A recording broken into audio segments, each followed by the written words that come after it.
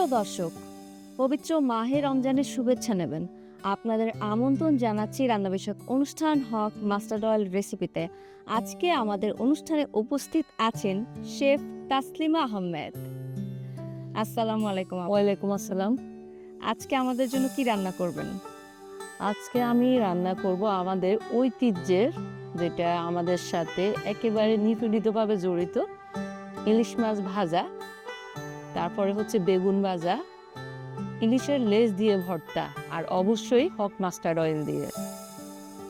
Wow, আমার তো রেসিপিগুলো শুনে আমার জিভে জল চলে আসছে। দারুণ একটা কম্বিনেশন। দারুণ একটা কম্বিনেশন। প্রিয় দর্শক, চলুন আজকের রেসিপির উপকরণগুলো জেনে আসি। প্রথমে নিয়ে নিব এখানে আমি ইলিশ মাছ। এটা হচ্ছে আমরা বেজে ফ্রাই করে নিব, আর এই লেজটা দিয়ে কিন্তু আমরা সেই মাওয়া ঘাটের ভর্তা তৈরি করব। এখানে নিয়ে নিব আমি পেঁয়াজ কুচি, লাল মরিচ গুঁড়ো, লবণ, ধনে পাতা কুচি, হলুদ গুঁড়ো, লেমন, এখানে অনিয়ন স্লাইস, শুকনো লাল মরিচ আর বেগুন। আর সাথে থাকছে হক মাস্টার্ড অয়েল। চলুন আপু, আমরা রান্না শুরু করি। যে গ্যাস স্টোভটা জ্বালিয়ে আমরা হক মাস্টার্ড অয়েলটা প্রথমে দিয়ে দিব গরম হওয়ার জন্য। এটা আমরা পরিমাণ মতো দিয়ে দিব হক মাস্টার্ড অয়েলটা। হালকা আমরা সল্ট দিয়ে সিজনিং করে নিব, আর লাগবে আমাদের হলুদ হালকা পরিমাণ, জাস্ট আমরা দিয়ে দিব যতটুকু, একটু কালারটা যেন আমাদের সুন্দর আসে। আর দিয়ে দিব একটু লাল মরিচের গুঁড়ো।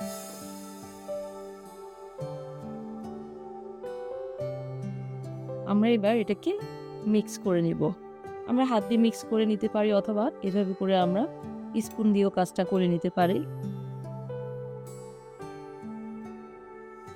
আমরা কি লেজটাও ভাজবো আপু? যে আপু, যেহেতু আমরা একটা প্লেটার তৈরি করতে যাচ্ছি, সেক্ষেত্রে আমরা ভর্তার মাছটাও একসাথে লেজটা ভেজে ফেলবো।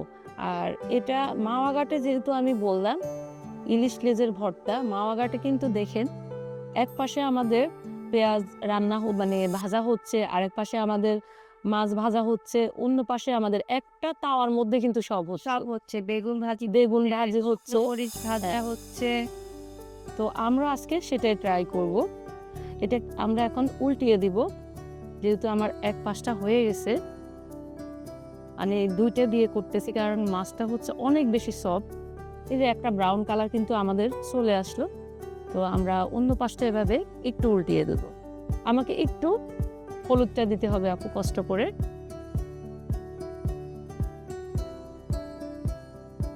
আর সল্টটা দিতে হবে। আমরা একসাথে যে অনেকগুলো কাজ করতে পারি সেটাও তো দেখতে হবে আমাদের দর্শক। তো যেটা বলতে চাচ্ছি, যে আমরা যদি সব কাজগুলো একটু যদি গুছিয়ে নিই নিজের মতো করে, তাহলে আমাদের কিন্তু রান্নাটা খুবই সহজ হয়ে যায়।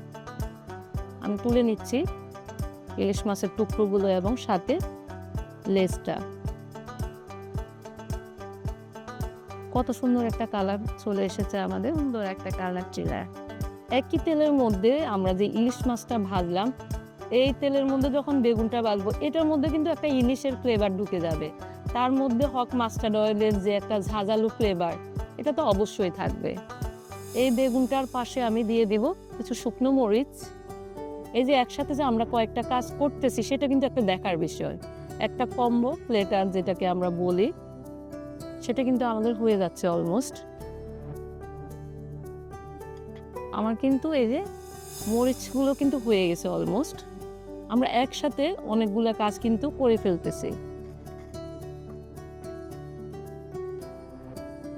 এই পেঁয়াজটা দিয়ে আমি অর্ধেক পেঁয়াজ এখানে একটু হালকা ভেজে নিব, যেটা আমরা ইলিশের ভর্তার মধ্যে ব্যবহার করব।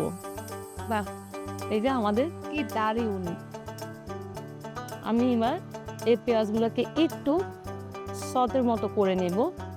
অনেক বেশি ক্রাঞ্চি করব না, যেটা আমরা পেঁয়াজ বেরেস্তা বলি, জাস্ট হালকা একটু ভেজে নেব, এই 1 থেকে 2 মিনিট।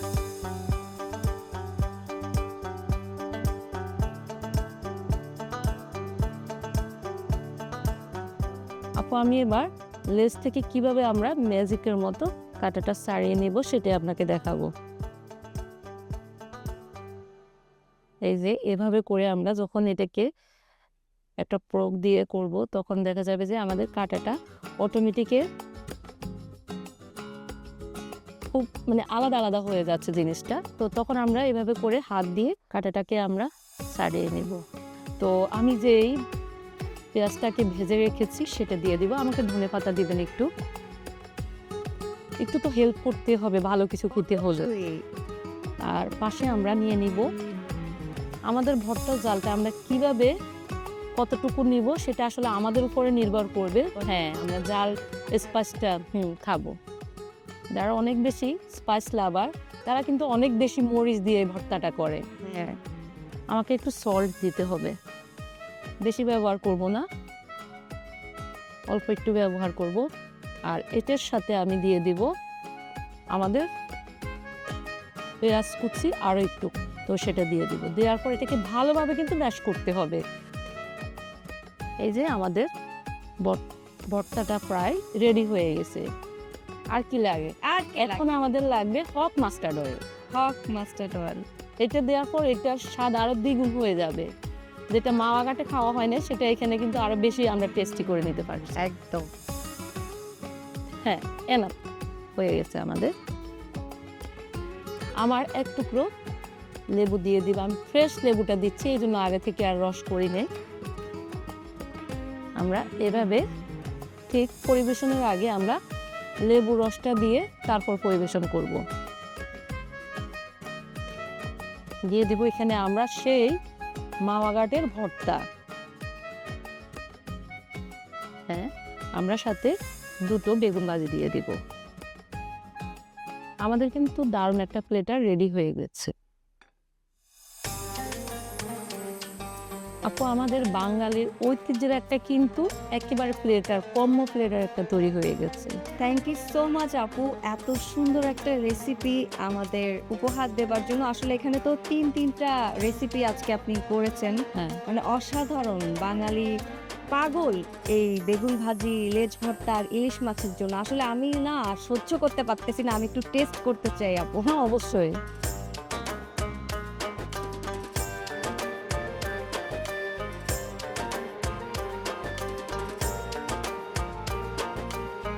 প্রিয় দর্শক, আজকের মতো বিদায় নিচ্ছি। দেখা হবে আগামী পর্বে নতুন কোনো রেসিপি নিয়ে, হক মাস্টার্ড অয়েল রেসিপিতে। সে পর্যন্ত ভালো থাকবেন, সুস্থ থাকবেন। আল্লাহ হাফেজ।